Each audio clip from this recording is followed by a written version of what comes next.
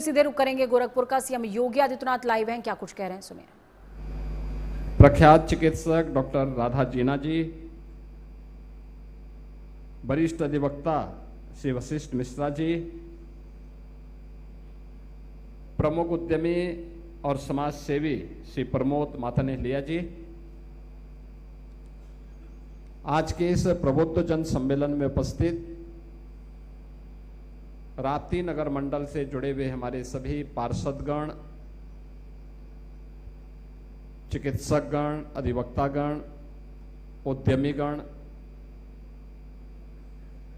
अन्य प्रबुद्ध समाज से जुड़े हुए सभी उपस्थित बहन और भाइयों, मैं सबसे पहले इस भीषण उमस भरी गर्मी में आप सबकी उपस्थिति के लिए आप सभी को हृदय से धन्यवाद ज्ञापित करते हुए आपका अभिनंदन करता हूं।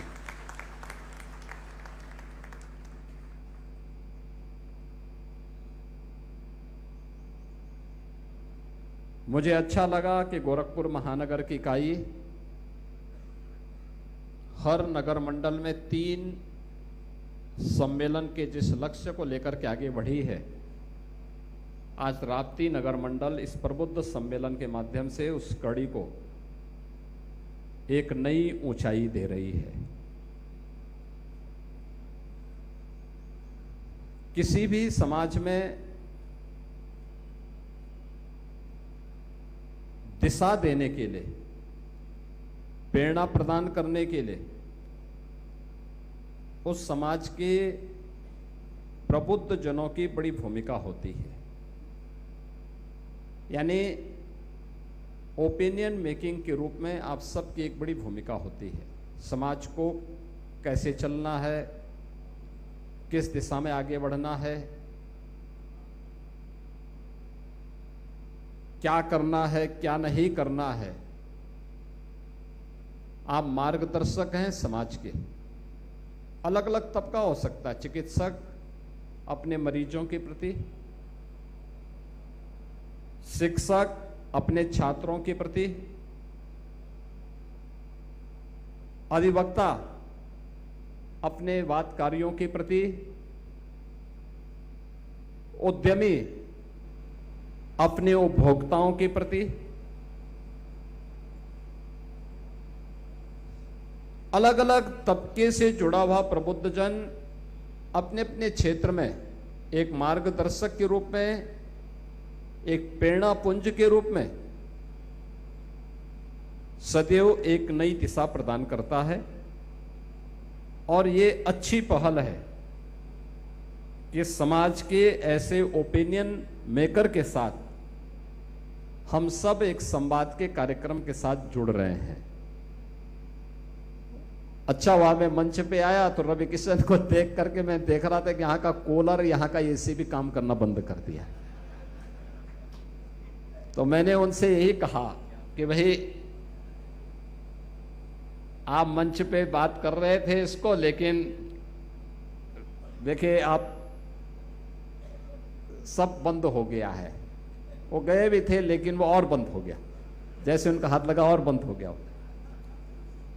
लेकिन एक अच्छी स्थिति है। भारत ने अपने प्रबुद्ध समाज को सदैव सम्मान दिया है। ऋषि मुनि की परंपरा, हर भारतीय अपना गोत्र किसी न किसी ऋषि के साथ जोड़ता है। यानी ज्ञान की किसी विशिष्ट शाखा के साथ वो अपना संबंध जोड़ता है। और यही ज्ञान की परंपरा के साथ भारतीयों का संबंध है। और इसलिए हमें भारत भी कहते हैं, यानी ज्ञान में रत जो है वही भारत है। उस परंपरा के हम सब वारिस हैं।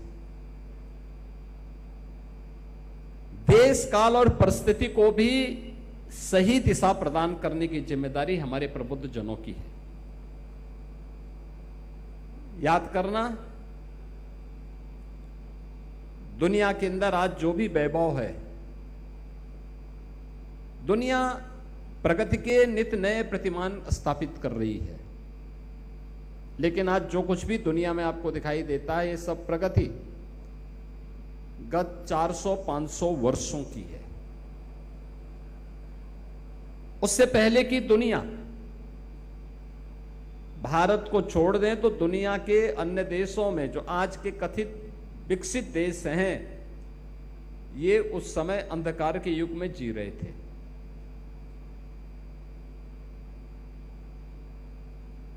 भारत दुनिया की उन प्राचीनतम सभ्यता और संस्कृतियों में है,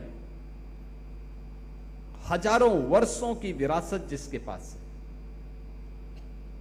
हजारों वर्षों का एक गौरवशाली अतीत जिसके पास है, और जिसने अपनी बौद्धिक संपदा को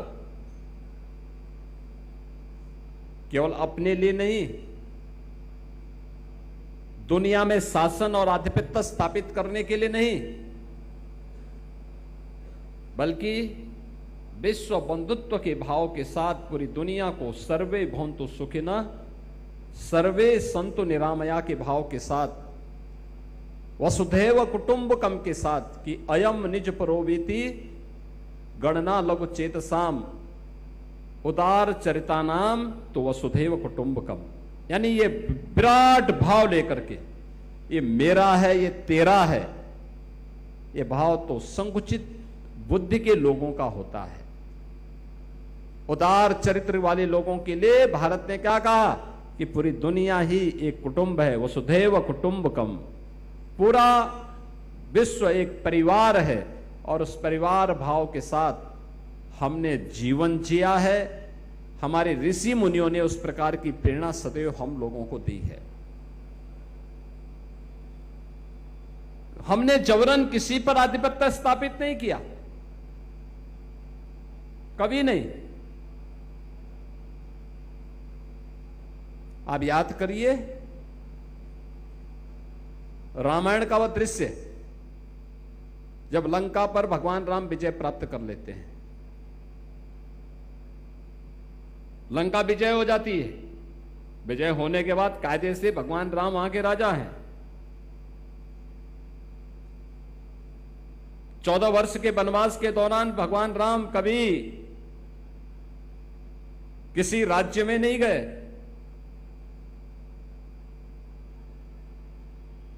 और वहां पर जब लक्ष्मण से पूछते हैं भगवान राम कि लक्ष्मण हमारा काम हो गया है, अब हम लोग वापस चले। लक्ष्मण जी ने उनको समझाने का प्रयास किया कि भैया ये लंका तो सोने की बनी है, हमारे यहां तो हम जाते हैं, बोलो अयोध्या में तो केवल बर्तन ही सोने के हैं, लेकिन यहां तो राजमहल ही सोने का बना हुआ है। कुछ दिन रुका जाए, थोड़ा अंदर चला जाए, हम बाहर हैं, अभी तो कैंप है, मैं अभी युद्ध शिविर में हम हैं, अब युद्ध शिविर में युद्ध जीत चुके हैं, रावण मारा जा चुका है, अंदर चला जाए। राम ने तब जो बात कही थी, अपि स्वर्णमयी लंका न मे लक्ष्मण रोचते जननी जन्मभूमिस्य स्वर्गादपि गरीयसी। उन्होंने एक बात कही थी कि लक्ष्मण लंका भले ही सोने की क्यों न हो, याद रखना मुझे ये रुचती नहीं, मुझे अच्छी नहीं लगती, क्योंकि हम सब आर्यावर्त के निवासियों का दायित्व क्या है, हम सब भारतीयों का दायित्व क्या है। उन्होंने कहा हमारे लिए तो जननी जन्मभूमि से स्वर्गादपि गरीयसी, अपनी मां और अपनी मातृभूमि से बढ़ करके और कोई नहीं हो सकता, कोई नहीं हो सकता है। भगवान राम का यह उद्बोधन आज भी हम सब भारतीयों के लिए एक प्रेरणा है। भगवान राम के इन शब्दों को जिस ऋषि ने हम तक पहुंचाया, वह राम की प्रेरणा है। एक प्रबुद्ध जन के माध्यम से हम सबके सामने आया, एक ऋषि के माध्यम से हम सबके सामने आया। आज भारतीय प्रेरणा लेता है।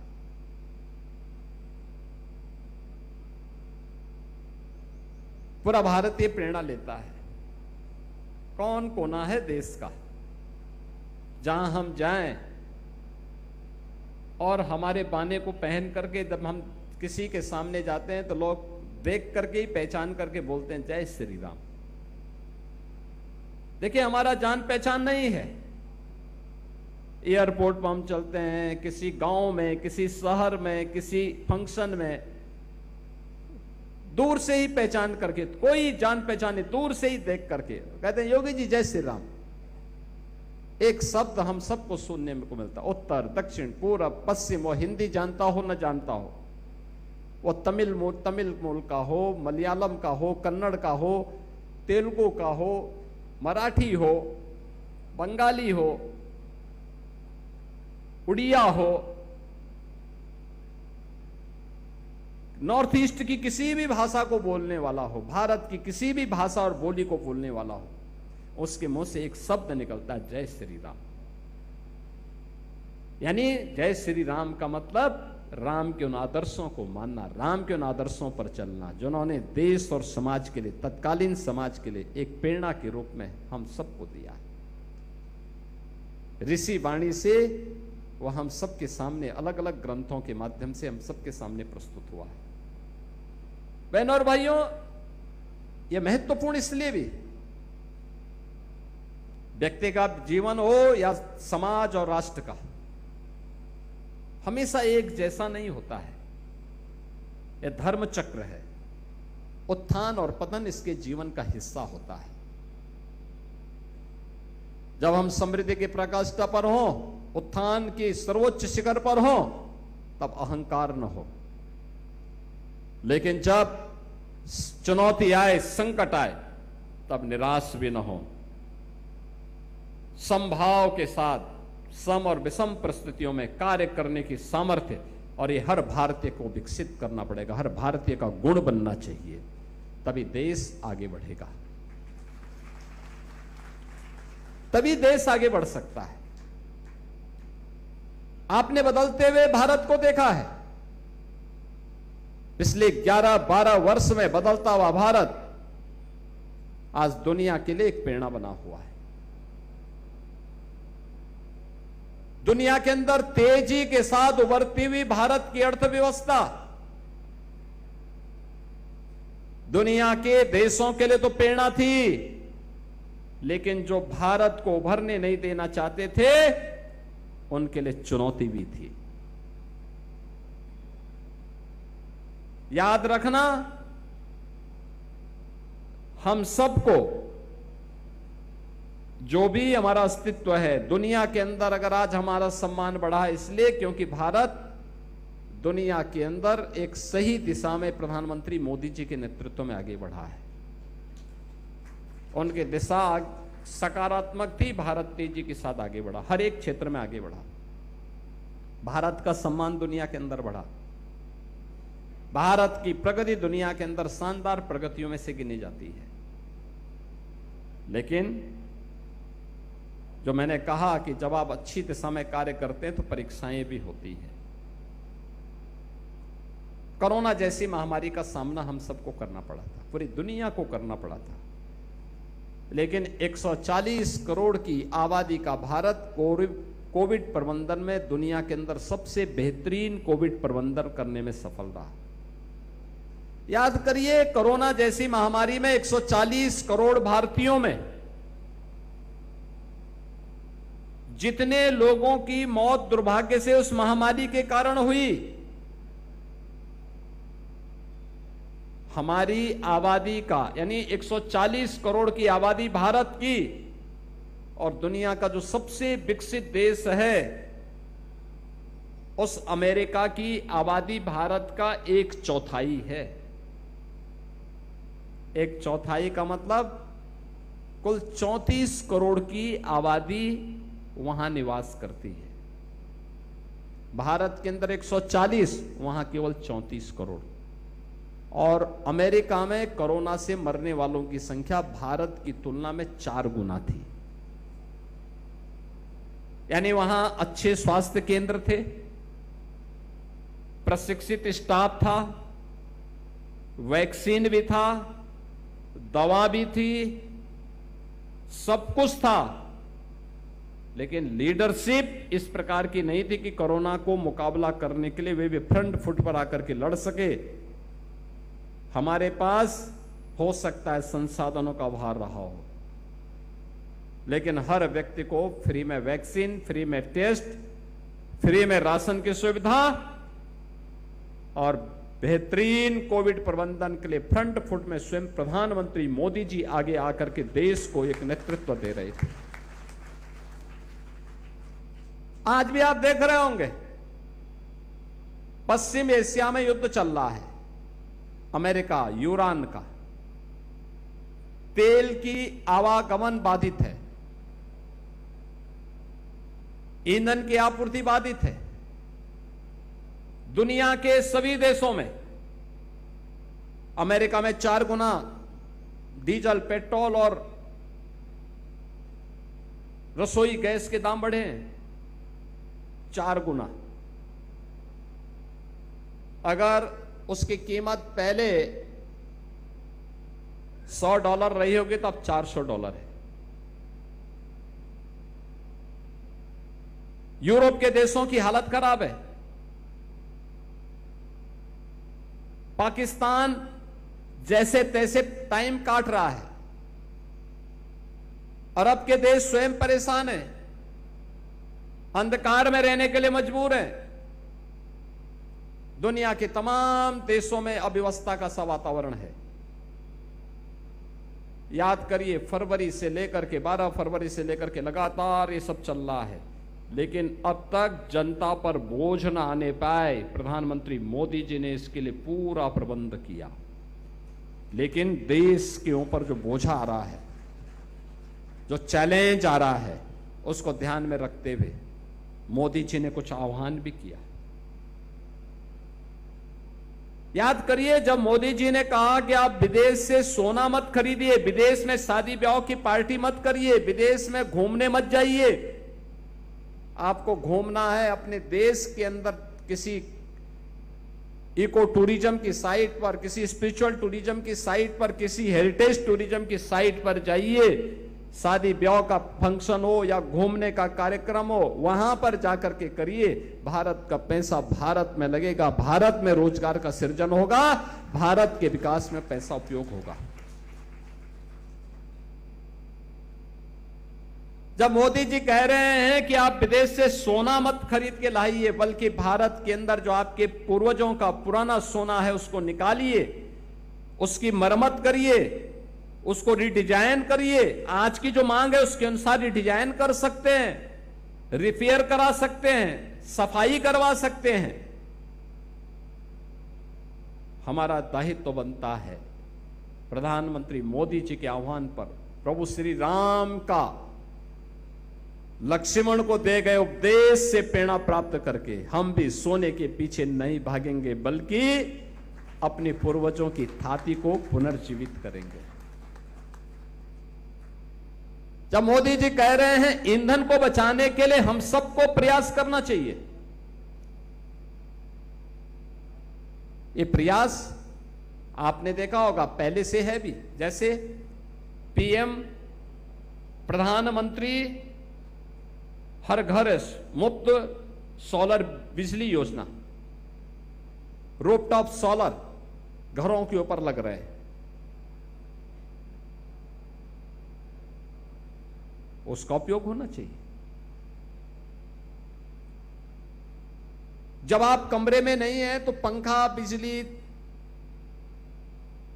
कूलर या एसी ये सब क्यों चल रहा है? बंद कर दो ना उस समय। सस्ती बिजली का मतलब यह नहीं कि हम मनमाना खर्च कर लें।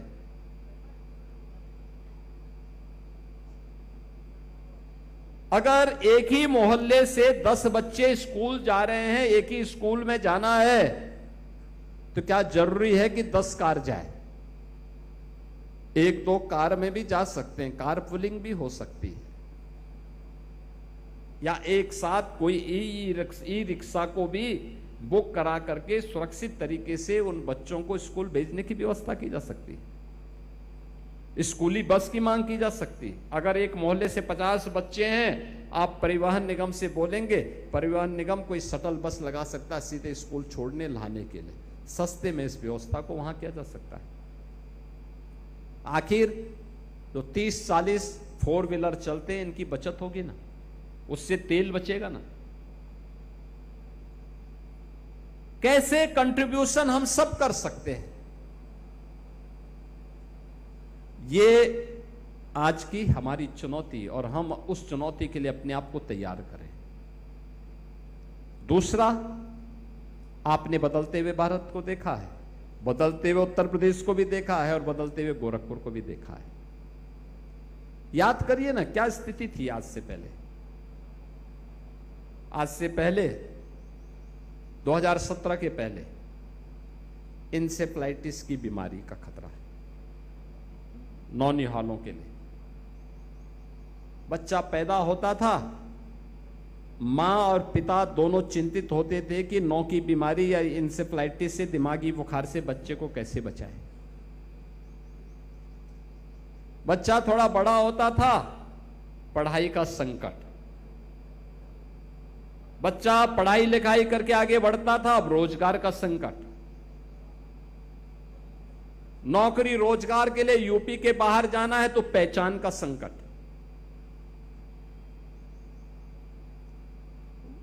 कहीं बाहर कहीं काम धंधा शुरू किया भी तो पता लगा कि घर की पुश्तैनी संपत्ति पर किसी ने कब्जा कर लिया।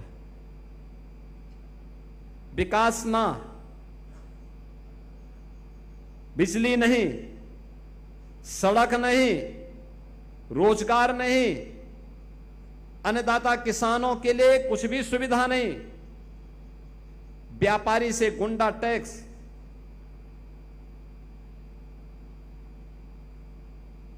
चिकित्सक भयाक्रांत, बेटियां असुरक्षित रहती थीं, दंगा, अराजकता, कर्फ्यू, ये यूपी की पहचान थी। आज तो नहीं है। आज न दंगा है, न कर्फ्यू है, न अराजकता है,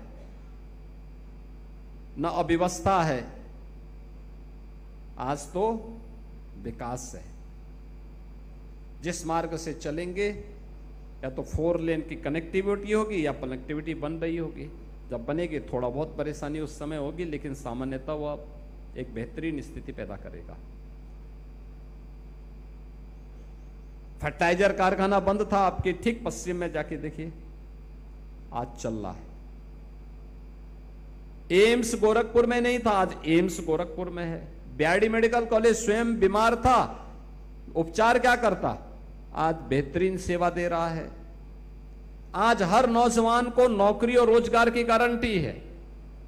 अकेले गोरखपुर में पिछले 9 वर्ष के दौरान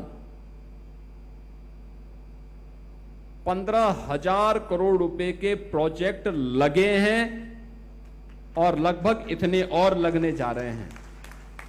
15,000 करोड़ का मतलब लगभग 50,000 नौजवानों को सीधे सीधे नौकरी और रोजगार मिला है। ये सभी गोरखपुर और पूर्वी उत्तर प्रदेश के नौजवानों को मिला। इतने नौजवान पहले बाहर जाने के लिए मजबूर होते थे। आज स्वास्थ्य की सुविधा है, इंसेफ्लाइटिस पूरी तरह समाप्त। नौजवान के लिए पढ़ाई की अच्छी व्यवस्था है, उसके रोजगार की गारंटी है, नौकरी की गारंटी है,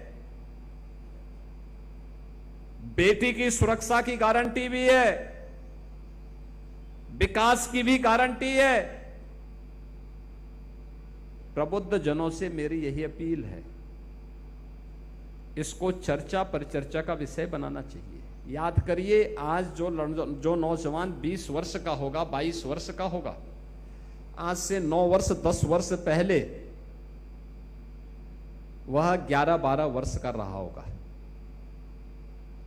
उसको पता नहीं रहा होगा, भूल गया होगा। आज जो 18 वर्ष का होगा, 9 वर्ष पहले 9 वर्ष का रहा होगा। 9 वर्ष की बुद्धि क्या होती है बेचारे की? तीसरी चौथी क्लास का छात्र। अगर आप वर्तमान पीढ़ी को बताएंगे नहीं कि 9 वर्ष पहले क्या था, आज क्या परिवर्तन हुआ है, तो हमारी पीढ़ी भूल जाएगी कि अराजकता क्या होती है, गुंडागिर्दी क्या होती है, ये जातिवाद क्या होता है, ये क्षेत्र और भाषावाद क्या होता है, ये कर्फ्यू क्या होता है, ये तुष्टीकरण की नीति का खामियाजा इस देश को कैसे भुगतना पड़ा है, ये क्षेत्रीय दल कैसे शोषण कर रहे हैं, देश के साथ कैसे विश्वासघात कर रहे थे। अभी आपने बंगाल के अंदर के परिणाम को देखा होगा। बंगाल, पूरा देश अभिभूत है बंगाल में भारतीय जनता पार्टी का कमल खिलने पर, क्योंकि बंगाल में आज सुरक्षा का माहौल बना है। रहे आप गोरखपुर में रहे हैं, रहने के लिए कोई मुंबई में होगा, कोई बेंगलुरु में होगा, कोई सूरत में होगा, कोई हैदराबाद में होगा, लेकिन वह खुश है कि बंगाल का भाई भी अब सुरक्षित हो गया है, अब कोई शोषण नहीं कर पाएगा वहां पर भी। क्योंकि क्षेत्र के लिहाज से हम अलग अलग प्रदेश हो सकते हैं, लेकिन भाव और भंगिमा हम सबकी एक है, देश प्रथम है, देश प्रथम है, देश से बढ़कर के कुछ नहीं है। और नेशन फर्स्ट की इस थ्योरी को ही अपने जीवन का हिस्सा बनाना, अपनी वर्तमान पीढ़ी को अतीत से भी अवगत कराना इसलिए आवश्यक है। रामायण और महाभारत के साथ साथ 10 वर्ष पहले तक की क्या स्थिति थी, क्या अराजकता थी, क्या अव्यवस्था थी, कैसे बुनियादी सुविधाओं के लिए परेशान होना पड़ता था, इन सब को चर्चा परिचर्चा का विषय अगर हम बनाएंगे तो वर्तमान पीढ़ी मानसिक रूप से तैयार होगी कि फिर से उस अभिशाप को, जिसने पहचान के संकट के दौर से हमें गुजारा था, जिसने हम सबके सामने पहचान का संकट खड़ा किया था, जिसने हमारे रोजगार को छीनने का कुत्सित प्रयास किया था, जिसने उत्तर प्रदेश जैसे राज्य में जो अनलिमिटेड पोटेंशियल का राज्य है, इस राज्य के सामने पहचान का संकट खड़ा करके भारत के सबसे बड़ी आबादी के राज्य को बीमारू राज्य की श्रेणी में लाके खड़ा कर दिया था, उन लोगों को, उस अभिशाप को फिर से यूपी के ऊपर हावी नहीं होने देना है। और जिस दिन ये संकल्प यूपी के हर प्रबुद्ध जन का हो जाएगा, मेरा मानना है यूपी का नौजवान उठ खड़ा होगा और उसको कोई गुमराह करने का दुस्साहस नहीं कर पाएगा, कोई इसको गुमराह नहीं कर पाएगा। क्षणिक स्वार्थ के लिए युवाओं के भविष्य के साथ खिलवाड़ करना, उसको समाज और राष्ट्र की मुख्य धारा से भटकाना, ये देशद्रोह है। और हमें देशद्रोह की छूट किसी भी संगठन, किसी भी संस्था को नहीं देनी चाहिए। इस समाज के प्रबुद्ध जनों की जिम्मेदारी होनी चाहिए, और इसीलिए इस जिम्मेदारी के लिए आपके पास हम लोग आए हैं। आप लोग अपने मोहल्लों में, अपने आसपास, अपने परिवार में इन चर्चा पर चर्चा को आगे बढ़ाइए, बताइए उनको मोदी जी के पहले क्या था, मोदी जी के बाद परिवर्तन जो आया है। आप मुझे बताइए, मोदी जी के प्रधानमंत्री बनने के बाद भारत विकास के पथ पर अग्रसर हुआ, तेजी के साथ भारत की नई पहचान बनी, दुनिया के अंदर सम्मान बढ़ा।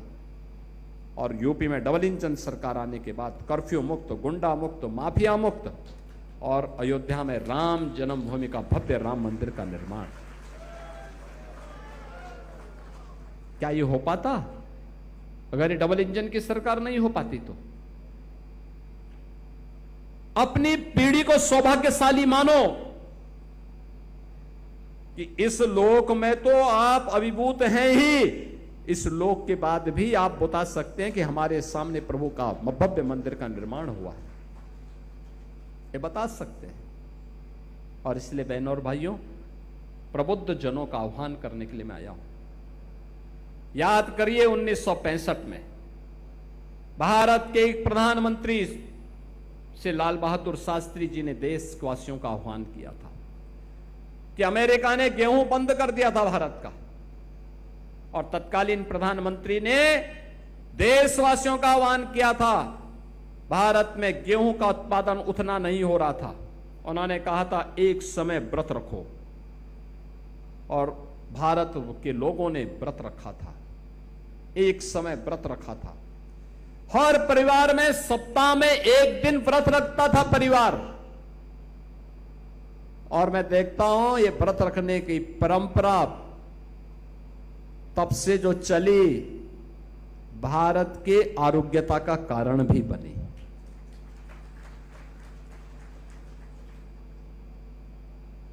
भारत आज खाद्यान्न उत्पादन में आत्मनिर्भर है। आज भारत को किसी से गेहूं, चावल, दाल, तेल, सब्जी, फल इसके लिए निर्भर नहीं होना पड़ता है। और मैं कहता हूं उत्तर प्रदेश का अन्नदाता किसान को सुविधा मिले, अकेले उत्तर प्रदेश पूरी दुनिया का पेट भरने का अन्न उत्पादन आज के दिन पर कर सकता है। यह ताकत है हमारी, और उसी ताकत के लिए हम सबको तैयार होना होगा। आने वाली चुनौतियां हम सबके सामने आएंगी, और चुनौती मनुष्य के सामने ही आती है, हमें उससे भागना नहीं है, उसमें हताश और निराश भी नहीं होना है, उसका मुकाबला करना है। उसके लिए अपने आप को मानसिक रूप से तैयार करना है। प्रधानमंत्री जी का आह्वान हुआ है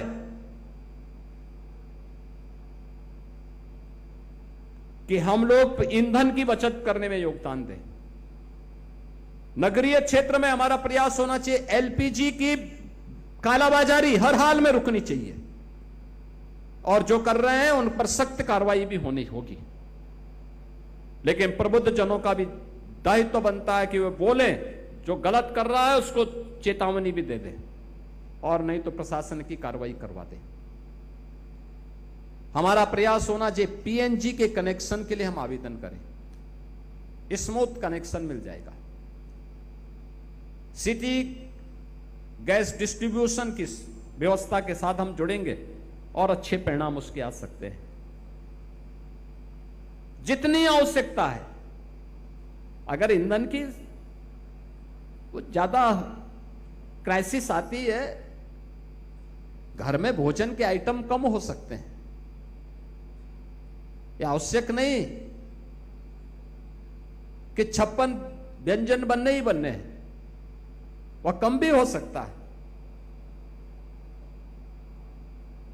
अगर पब्लिक ट्रांसपोर्ट की सुविधा है, सिटी बस सेवा है, हम प्रयास करें एक दिन, सप्ताह में एक दिन, 2 दिन ऑफिस जाने के लिए, किसी सरकारी कार्यक्रम में जाने के लिए, किसी बाजार को जाने के लिए अपनी कार, अपनी बाइक ले जाने की बजाय उस सेवा का उपयोग करें, सामूहिक रूप से करें, अच्छा परिणाम आ सकता है। कुछ तो पहल होनी चाहिए, और उस पहल में हम भी कह सकते हैं फिर कि देखिए मेरे देश के सामने चुनौती आई थी, मैं भी उस चुनौती का मुकाबला करने के लिए एक अच्छा मॉडल देने की दिशा में हम भी आगे बढ़े हैं, और उस मॉडल को आगे बढ़ाने की दिशा में आप सबका मैं आह्वान करूंगा, प्रबुद्ध जन इसके लिए अपने स्तर पर प्रयास करें।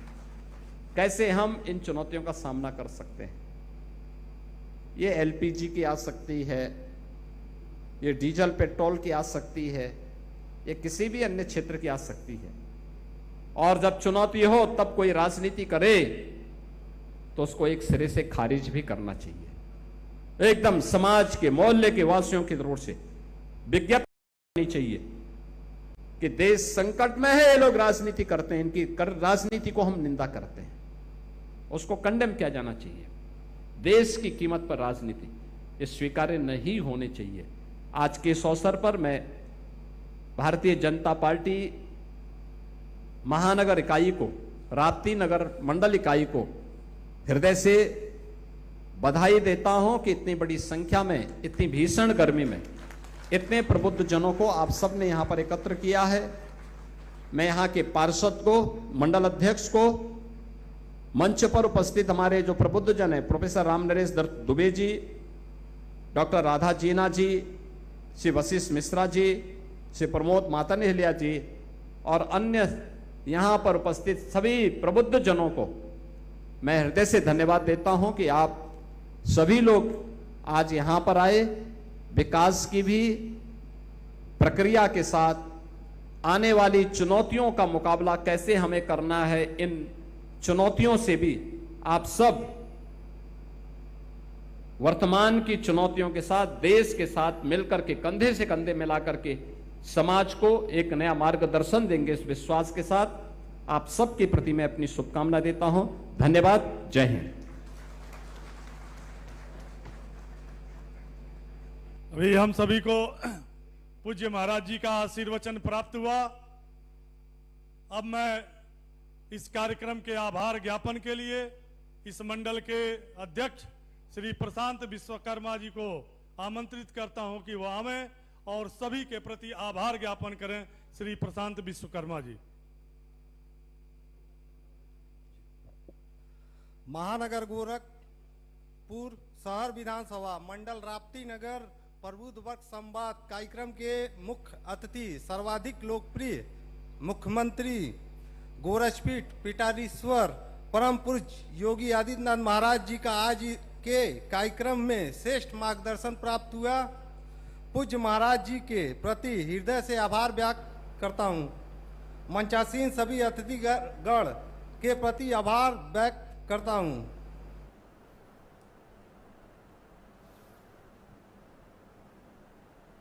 तो देखिए महाराज